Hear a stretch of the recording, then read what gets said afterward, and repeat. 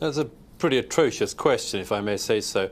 We're about 24 hours away from 12 people being gunned down in a newspaper office in the centre of Paris, in a European city, because they offended, allegedly, Islamic blasphemy laws which France, Britain and other European countries do not have and do not believe in and do not follow.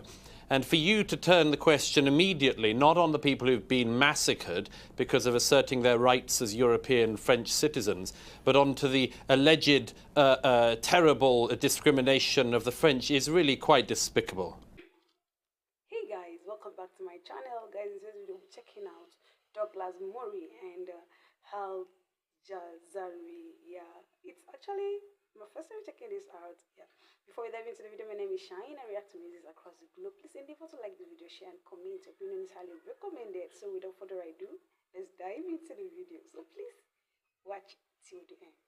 Right. Okay, let's bring in our London guest into the discussion at this point. Do you think this attack will underscore the message of the far right in Europe, at least, of the incompatibility of Islam and the West, or Western values?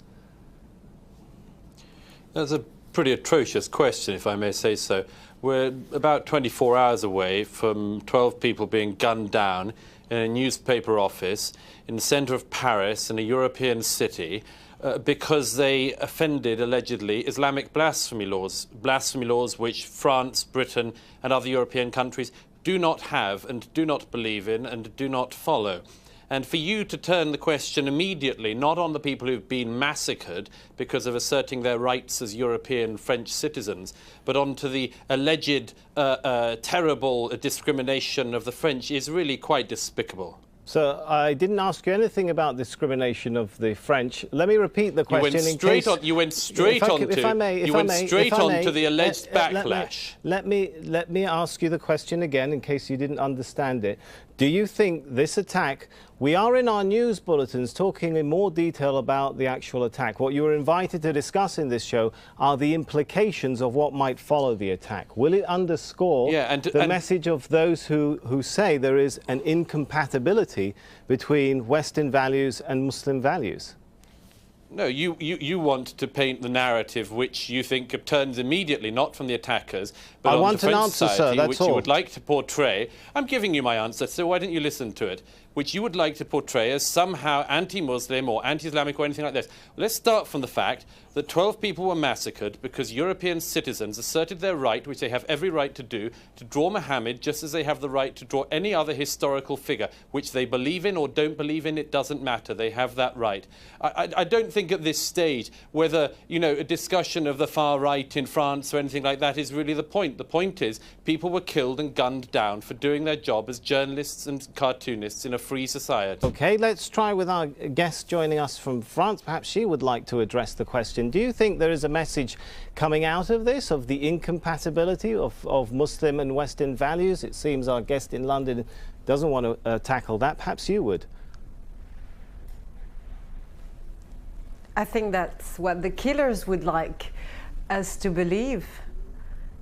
They're French. They were brought up in this country, and they made this choice to become what they've become. They've killed a policeman, for example, who was also from an Algerian background like them, French citizen as well. So I think this is not the issue, and this should never be the issue. This is the issue they want us to address, and they want to make that statement that there is an incompatibility between two worlds.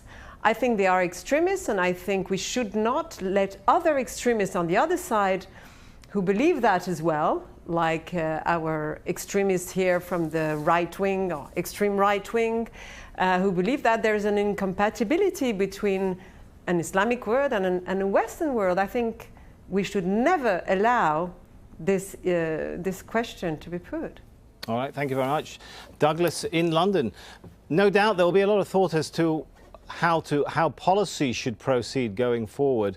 What do you think the policy should be? What are the practical policy lessons learnt from this attack? Well, there are no practical policy lessons learned. People are still mourning the dead and identifying bodies. the thing that is going to happen in the weeks and days ahead is that people are going to have a set of questions. The first will be obvious security questions, simply about how it was that two people were able to go into the office in Paris with Kalashnikovs and gun people down in cold blood. That will certainly be a part of it. There's a technical security discussion to be had. There's also a discussion about wider society and what its reaction should be and all that sort of thing.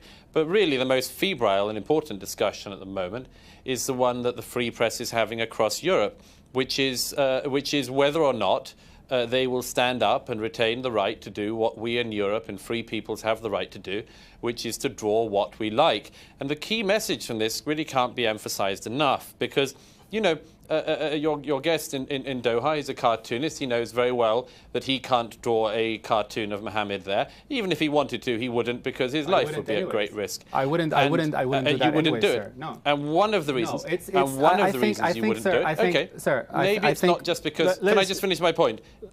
Okay, finish your point, then we'll give Khalid a chance. If you are a Muslim, you may decide not to do that. However, in countries like Britain and France, most of us are not Muslims, and we do not believe in Muhammad as the founder of any faith that we follow. People are Christians, atheists, all sorts of things. You cannot expect, and this is the crucial thing, Muslims should not expect non-Muslims to abide by their own belief systems. You can yourself decide, you as a Muslim do not want to depict Muhammad, but the idea that is coming along in Europe at the moment is a growing idea that people who are not Muslims, who do not believe in Muhammad, who do not follow Islam, are also to be have to obey the rules of Islamic blasphemy. And in Europe at the moment, that is the big debate. You've made that point, Douglas. I completely agree with Douglas Murray on this one. It is unreasonable to expect non-Muslims to conform to Islamic standards of behavior, particularly regarding issues like the ridicule of religious figures or criticism of religious doctrines. Freedom of speech, including the right to criticize and satirize, is a fundamental right in Western democracies. This right is essential for the health of any free society because it allows for open debate and the questioning of ideas, which are crucial for progress and enlightenment. By insisting that non-Muslims refrain from any form of criticism or ridicule of Islam or the Prophet Muhammad, there is a risk of undermining these essential freedoms. Murray's point is that while mutual respect is important, it cannot come at the cost of sacrificing the fundamental freedoms that define Western civilization.